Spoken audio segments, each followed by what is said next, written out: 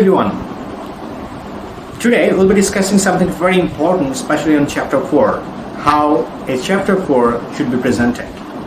Chapter 4 has different categories for qualitative research and quantitative research or whatever, like mixed method and all, but today we'll be discussing only about quantitative research. Alright, first of all, there are two things that are very important. One is called content of the chapters.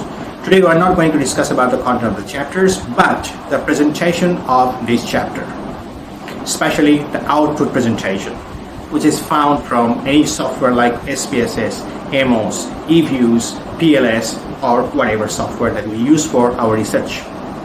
Okay, first of all, we need to remember three things are very important. The number one is called interpretation, number two is called discussion, and number three, justification. Let's start with interpretation. The output that we have, the tables or whatever from the software, we have to interpret the values or numbers which is found from the output. Example, Cronbach alpha, for example. Some people say Cronbach alpha. 0.672. What does it mean by 0.672? Is it within the threshold values? Is it acceptable? So these are the things we call interpretation. Next stage is called discussion. Discussion stage is a little interesting. We have to connect with our research, how the interpretation can be linked with our research.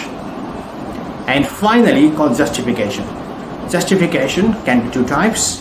One is called self-justification, which is something like analogy from the researcher himself or herself. Another one is called justification by support.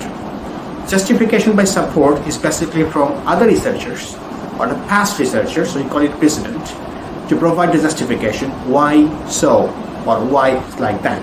If we can present this correctly with coherence, so make sure that no fragmentation, right? So I don't think so examiners will give you any major correction, especially on the presentation of chapter 4. Very short video, hopefully it's useful. Thank you so much.